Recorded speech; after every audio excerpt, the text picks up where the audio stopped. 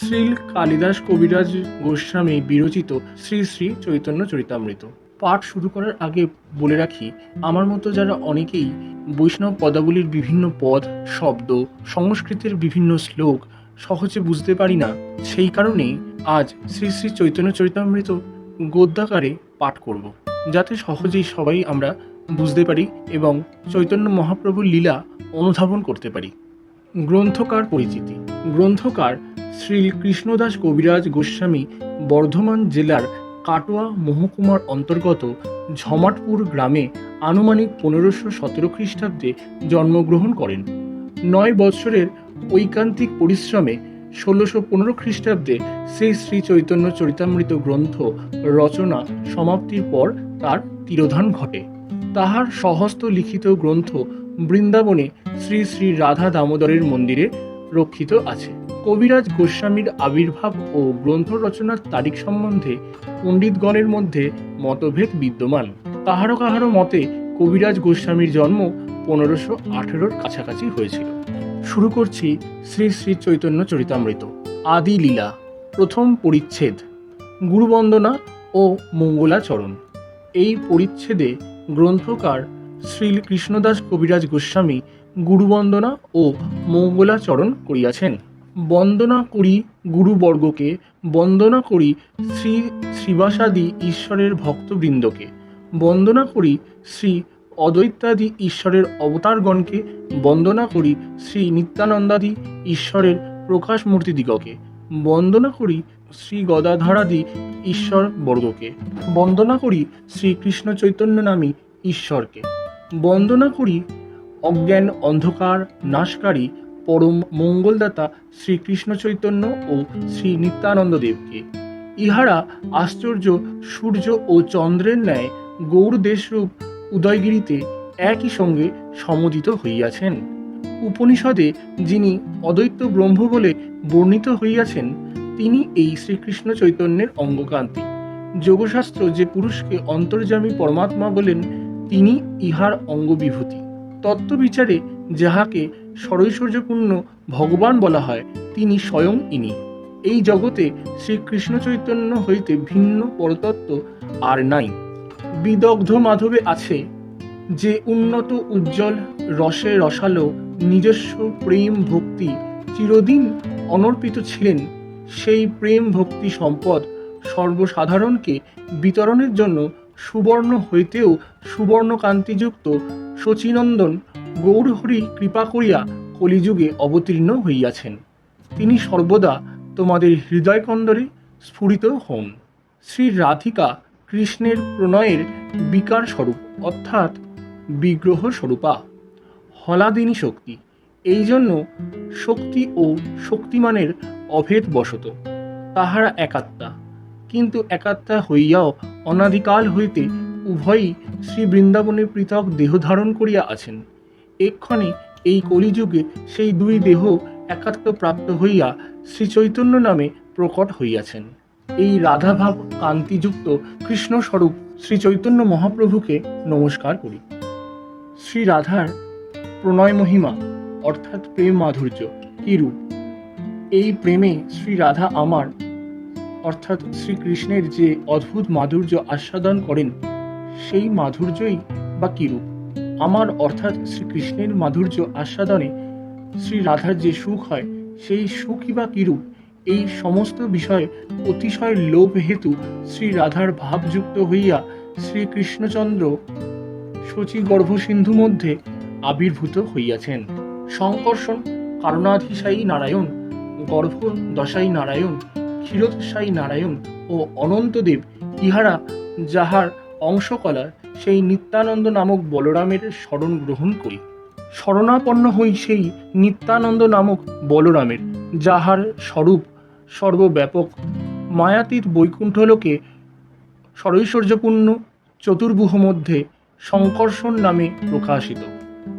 যিনি সাক্ষাৎ মায়াধীশ, যাহার অঙ্গ নিখিল ব্রহ্মাণ্ড সমূহের আশ্রয়, কারণান্বশায়ী আদি পুরুষ মহাবিষ্ণু যাহার একটি অংশ, সেই নিত্যানন্দ নামক বলরামের শরণাগত হই। চতুর্দশ ভুবনাত্মক লোকসমূহ যাহার আশ্রয় এবং যাহার নাভিপদ্য লোক পিতামহ ব্রহ্মার উৎপত্তি স্থান, সেই গর্ভদশাই বিরাট পুরুষ যাহার অংশের অংশ, সেই নিত্যানন্দ নামক বলরামের শরণাপন্ন হই। নিখিল জীবের অন্তর্যামী এবং পালনকর্তা ক্ষীরোদশায়ী বিষ্ণু যাহার অংশাংশের অংশ এবং ধরণী ধারণকারী অনন্তদেবও যাহার কলা, সেই নিত্যানন্দ নামক বলরামের আশ্রয় গ্রহণ করি। যে জগৎকর্তা মহাবিষ্ণু মায়া দ্বারা এই জগৎ সৃষ্টি করিয়াছেন, তাহারই অবতার এই ঈশ্বর অদ্বৈতাচার্য। শ্রী হরির সহিত অভিন্ন বলিয়া যিনি অদ্বৈত নামে খ্যাত এবং ভক্তি উপদেশ করেন বলিয়া যিনি আচার্য নামে বিখ্যাত, আমি সেই ভক্তাবতার ঈশ্বর অদ্বৈতাচার্যের আশ্রয় গ্রহণ করি। ভক্তরূপ স্বয়ং শ্রীকৃষ্ণ চৈতন্য, ভক্তস্বরূপ নিত্যানন্দ, ভক্তাবতার অদ্বৈতাচার্য, ভক্তাক্ষ শ্রী বাসাদি এবং ভক্তশক্তি গদাধর, এই পঞ্চতত্ত্বাতত্ত্ব শ্রীকৃষ্ণ চৈতন্যকে নমস্কার করি। আমি পঙ্গু ও মন্দবুদ্ধি, পরম দয়ার আধার শ্রী রাধা ও শ্রী মদনমোহন আমার একমাত্র গতি। ইহাদের পাদপদ্মই আমার সর্বস্ব, ইহারা জয়যুক্ত হন। পরম শোভাময় শ্রী বৃন্দাবনে কল্পবৃক্ষতলে রত্নমন্দিরে রত্ন সিংহাসনে উপবিষ্ট ও প্রিয় সখীগণ কর্তৃক সেবিত শ্রী রাধা ও শ্রী গোবিন্দদেবকে স্মরণ করি, যিনি বেণুধ্বনি দ্বারা গোপীগণকে আকর্ষণ করেন, যিনি বংশীবটতলে অবস্থিত এবং যিনি রসারস প্রবক্তক, সেই শ্রীমান গোপীনাথ আমাদের কুশল বিধান করুন। জয় শ্রী চৈতন্য, জয় শ্রী নিত্যানন্দ প্রভু, জয় শ্রী অদ্বৈতাচন্দ্র, জয় শ্রী গৌর ভক্তবৃন্দ। শ্রী মদনমোহন, শ্রী গোবিন্দ ও শ্রী গোপীনাথ, এই তিন ঠাকুর গৌড়দেশবাসী বাঙালিদিগকে অঙ্গীকার করিয়াছেন। ইহাদের চরণ বন্দনা করি। তিনজনই আমার নাথ। গ্রন্থের আরম্ভে গুরু, বৈষ্ণব ও ভগবানকে স্মরণ করিয়া মঙ্গলাচরণ করি। ইহাদের স্মরণে বিঘ্ন নাশ হয় ও অনায়াসে বাঞ্ছা পূর্ণ হয়। মঙ্গলাচরণ ত্রিবিধ: বস্তু নির্দেশ, আশীর্বাদ ও নমস্কার। শ্রীকৃষ্ণই যে শ্রী চৈতন্য রূপে অবতীর্ণ হইয়াছেন, তাহার শাস্ত্রসম্মত সিদ্ধান্ত আমি নিরূপণ করিতেছি। সকল বৈষ্ণবগণ তাহার মনোযোগপূর্বক শ্রবণ করুন। শ্রীকৃষ্ণ কৃষ্ণ অর্থাৎ স্বয়ং রূপে গুরু, ভক্ত, শক্তি, অবতার ও প্রকাশ, এই ছয় রূপে বিলাস করিয়া থাকেন। অতএব এই ছয় তত্ত্বের চরণ বন্দনা করিয়া প্রথমে সামান্যভাবে নমস্কার রূপে মঙ্গলাচরণ করি। যথা প্রথম শ্লোকে গুরুবর্গকে, শ্রীবাসাদি ঈশ্বরের ভক্তগণকে, অদ্বৈতাদি ঈশ্বরের অবতারগণকে, নিত্যানন্দাদি ঈশ্বরের প্রকাশ মূর্তিদিগকে, গদাধরাদি ঈশ্বরের শক্তিবর্গকে এবং শ্রীকৃষ্ণ চৈতন্য নামক ঈশ্বরকে বন্দনা করি। দীক্ষাগুরু ও শিক্ষাগুরুগণের চরণ সর্বাগ্যে বন্দনা করি। শ্রীরূপ, সনাতন, রঘুনাথ ভট্ট, শ্রীজীব, গোপাল ভট্ট এবং রঘুনাথ দাস, এই ছয়জন আমার শিক্ষাগুরু। তাহাদের পাদপদ্মে কোটি নমস্কার। শ্রীবাসাদি ভগবানের ভক্তগণের পাদপদ্ম সহস্র প্রণাম। মহাপ্রভুর অংশাবতার অদ্বৈতাচার্যের পাদপদ্মে কোটি প্রণাম। মহাপ্রভুর স্বরূপ প্রকাশ নিত্যানন্দের দাস আমি, তাহার পাদপদ্ম বন্দনা করি। গদাধর, পণ্ডিতাদি প্রভুর নিজ শক্তি, তাহাদের চরণে আমার সহস্র প্রণতি। মহাপ্রভু শ্রী চৈতন্য স্বয়ং ভগবান, তাহার পদারবন্দে অনন্তবার প্রণাম।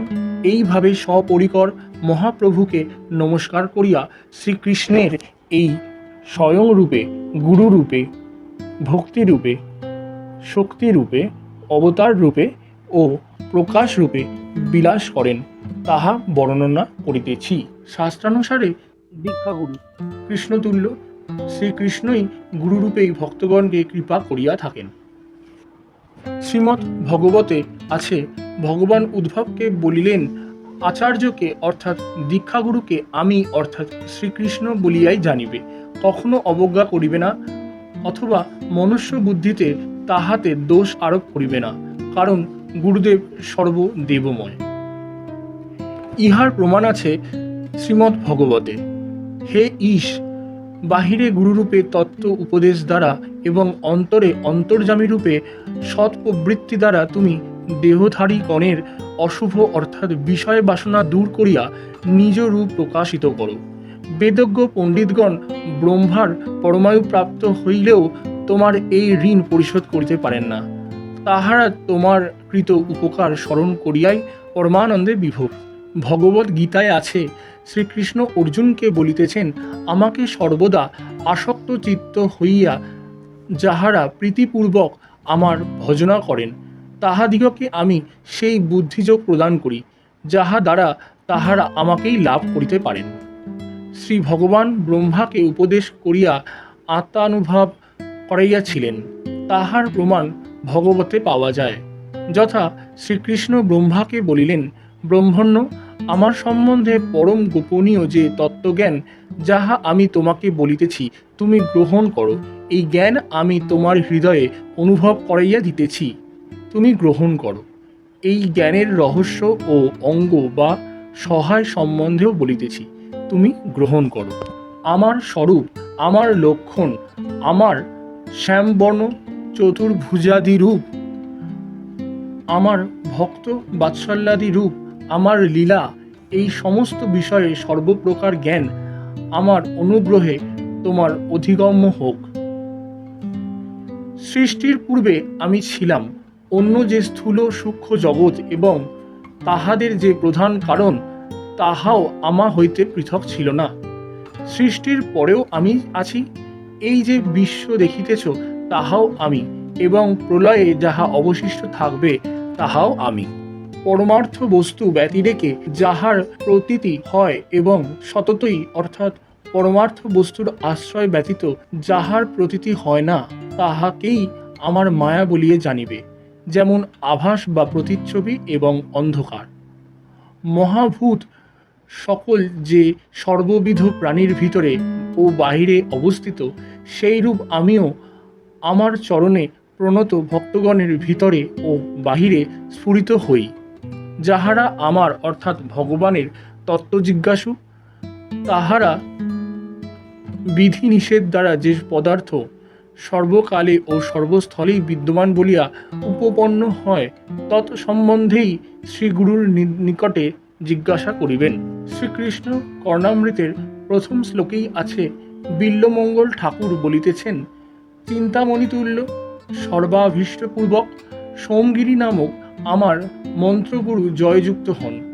যে শ্রীকৃষ্ণের চরণরূপ কল্পতরু পল্লবের অগ্রভাগে অর্থাৎ পল্লবের অগ্রে জয়শ্রী রাধিকা গাঢ় অনুরাগবশত স্বয়ম্বর সুখ অর্থাৎ শৃঙ্গার রস আচ্ছাদন করিয়া থাকেন, আমার শিক্ষাগুরু সেই শিখিপুচ্ছচূড় ভগবান শ্রীকৃষ্ণ জয়যুক্ত হন।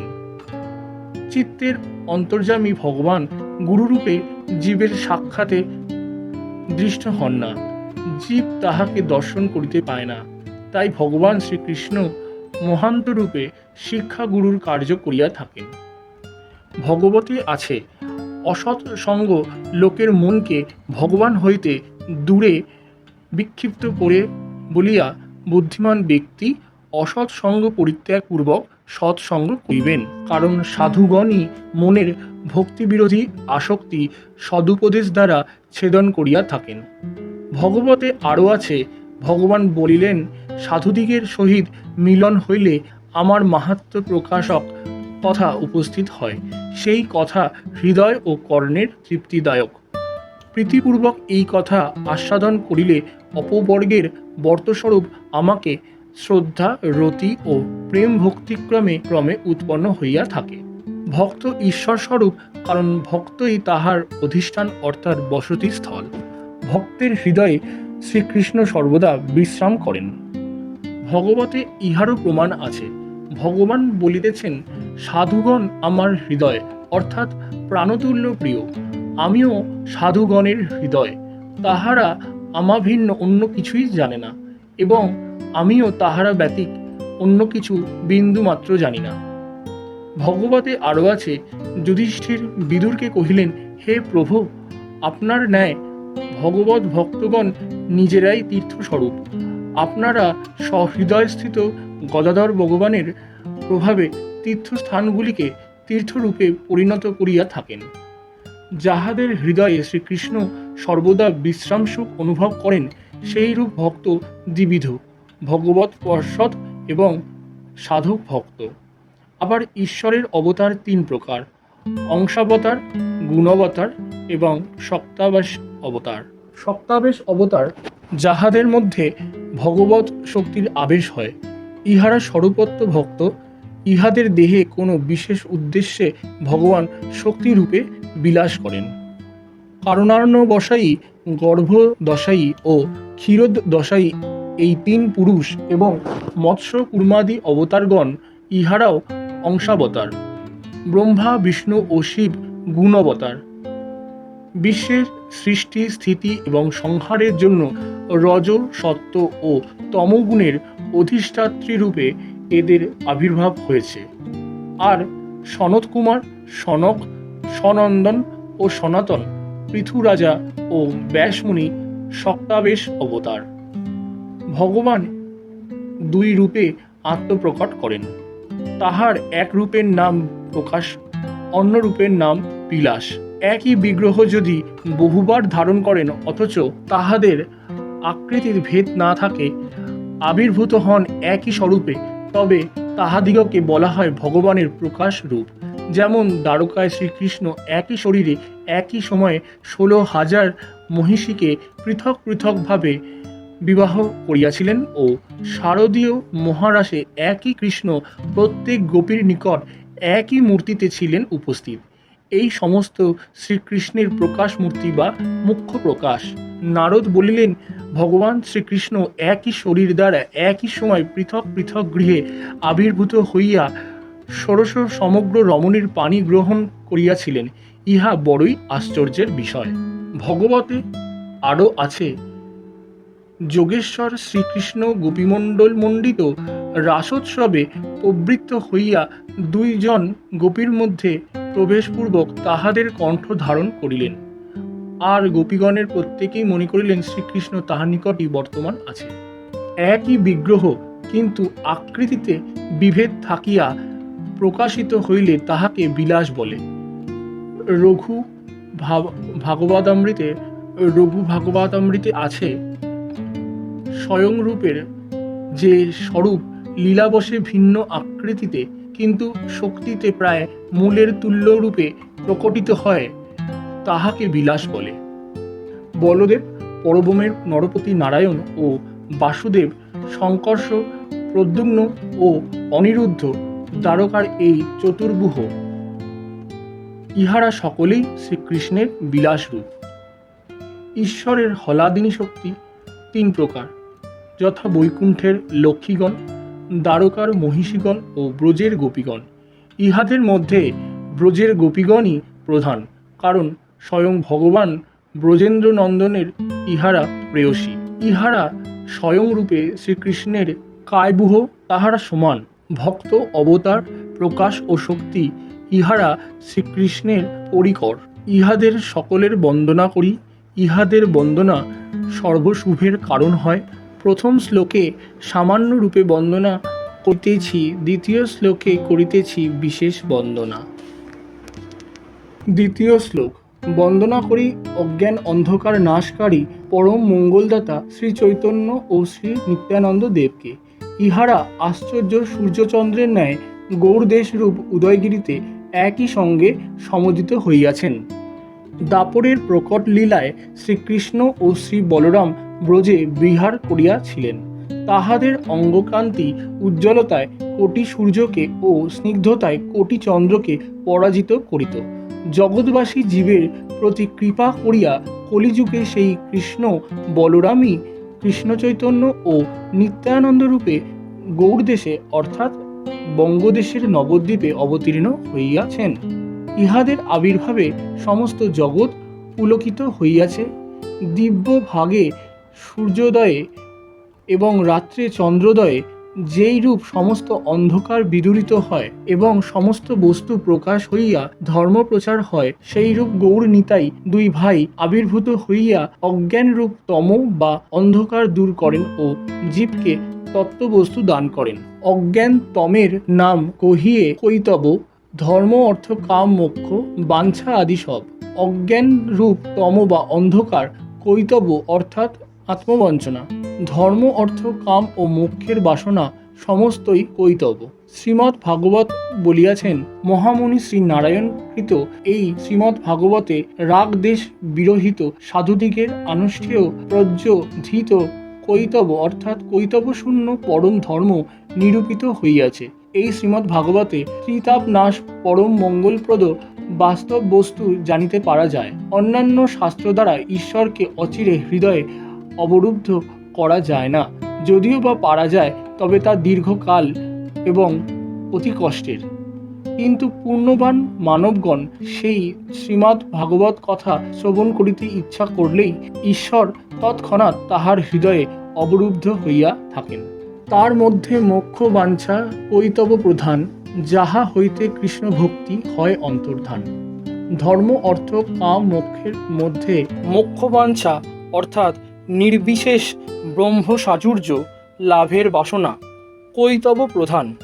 সর্বাপেক্ষা বড় আত্মপ্রবঞ্চনা, কারণ ইহা হইতে কৃষ্ণ ভক্তি অন্তর্নিহিত হয়। কৃষ্ণ ভক্তির বাধক যত শুভাশুভ কর্ম, সেহ এক জীবের অজ্ঞান তম ধর্ম। যত শুভ ও অশুভ কর্ম আছে সমস্তই কৃষ্ণ ভক্তির প্রতিকূল। এই সমস্ত কর্মজীবনের অজ্ঞান তমধর্ম অর্থাৎ অজ্ঞাত প্রযুক্ত জীবের সুখ বাসনা পূরণের জন্য এই সমস্ত কর্ম করিয়া থাকেন। শ্রী চৈতন্য ও শ্রী নিত্যানন্দ কৃপায় নাশ হয় সেই অজ্ঞানতম ও জীবের হৃদয়ে প্রকাশিত হয় তত্ত্ববস্তু। শ্রীকৃষ্ণ প্রেম রূপ কৃষ্ণ ভক্তি এবং নাম সংকীর্তন এই সমস্তই তত্ত্ববস্তু। বস্তুই আনন্দস্বরূপ। সূর্যচন্দ্র বাহ্যিক তম নাশ করিলে ঘটপটাদি বাহিরের বস্তু প্রকাশ পায়।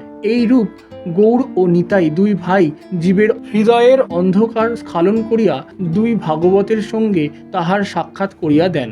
বড় ভাগবত ভাগবত শাস্ত্র ও অপর ভাগবত ভক্তি রসপাত্র ভক্ত বা সাধু। ভাগবত পাঠে ও সাধু সঙ্গে জীবের হৃদয়ে ভক্তিরস সঞ্জাত হয়। তাহা প্রেমে পরিণত হইলে গৌরনিতাই সেই জীবের বশীভূত হইয়া তাহার হৃদয়ে অধিষ্ঠান করেন। একটি অদ্ভুত ব্যাপার এই যে একই সঙ্গে গৌরনিতাই উভয় প্রকাশিত হন ভক্ত হৃদয়ে, এবং আরও একটি অদ্ভুত ব্যাপার এই যে তাহারা দূর করিয়া থাকেন চিত্তগুহার অজ্ঞান অন্ধকার। এই গৌরনিতাই রূপ সূর্যচন্দ্র জীবের প্রতি পরম সদয়, তাই তাহারা জগতের ভাগ্যে গৌরদেশে নবদ্বীপে আবির্ভূত হইয়াছেন। অতএব এই দুই প্রভুর চরণ বন্দনা করি, ইহা দ্বারা বিঘ্ন নাশ হইবে ও অভীষ্ট পূরণ হইবে। গ্রন্থারম্ভের প্রথম দুই শ্লোকে তার চরণ বন্দনা ও মঙ্গলাচরণ করিলাম।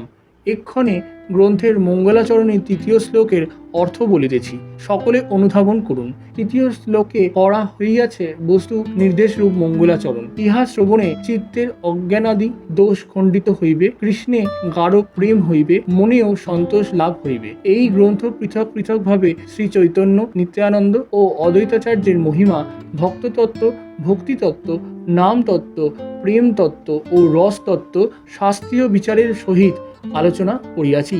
এই সমস্ত শুনিলে বস্তুতত্ত্ব সম্বন্ধে সার কথা জ্ঞাত হওয়া যায়। আমি শ্রীরূপ ও শ্রী রঘুনাথের পদে আশ্রয়কাঙ্ক্ষী কৃষ্ণদাস চৈতন্য চরিতামৃত সামান্য বর্ণনা করিলাম। শ্রী শ্রী চৈতন্য চরিতামৃতের আদিখণ্ডে গুরুবন্দনা ও মঙ্গলাচরণ নামক প্রথম পরিচ্ছেদ সমাপ্ত।